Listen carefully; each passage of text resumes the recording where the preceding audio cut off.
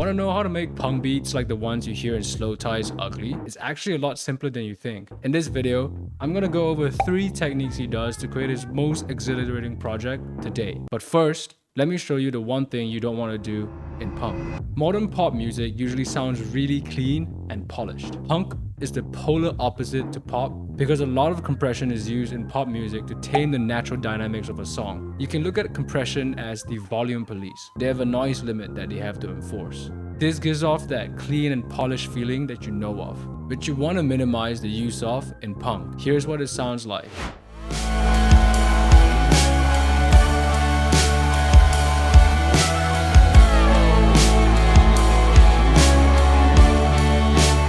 With this, let's head over to the most important part of any punk song, the bass. There are 3 main principles for the perfect punk bass. Number 1, you want prominent mids, you want it to be punchy, and you want to use a pick.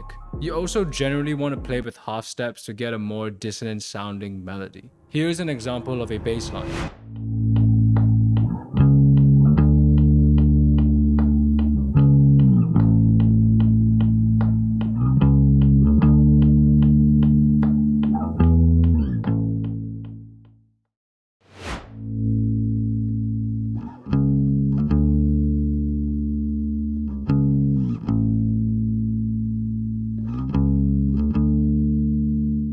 You can also use bass guitar plugins. I recommend using Moto Bass 2 because you can change the style to a picking style, which is what you want for punk. With the bass out of the way, the next building block of a song are chord progressions. But the problem with traditional chords is that with distortion, it just gets too cluttered. To avoid that problem, we use power chords.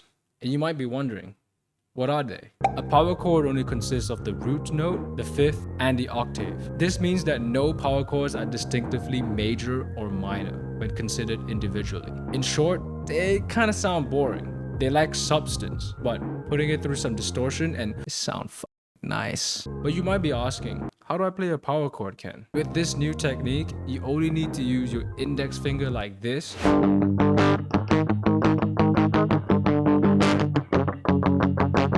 To do that, you want to tune your guitar into a drop D tuning. This is what I ended up with.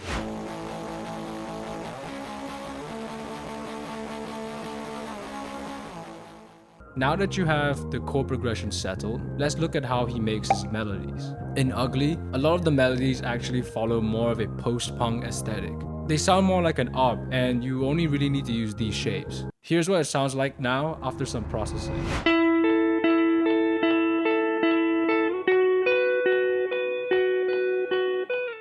Having all our melodic elements is good, but we lack the heartbeat to a song. There's a high chance that a live drummer was recorded for the album. To do this, you want to use crashes, rides, and cymbals to add energy to the track. This is what the drums sound like in this track.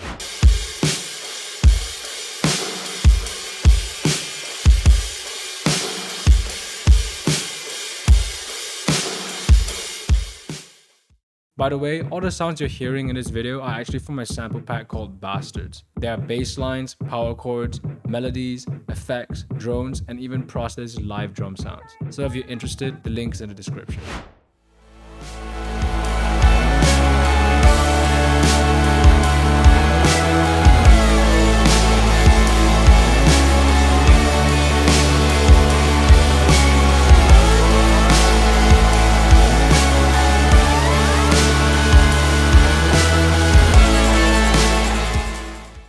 Now that things are sounding really chaotic and energetic, none of it matters if none of the elements can shine through without a good mix. And for punk music, it is essential for your bass line to be heard throughout the whole song. So if you struggle with that, you can check out this video right here. I'll see you there.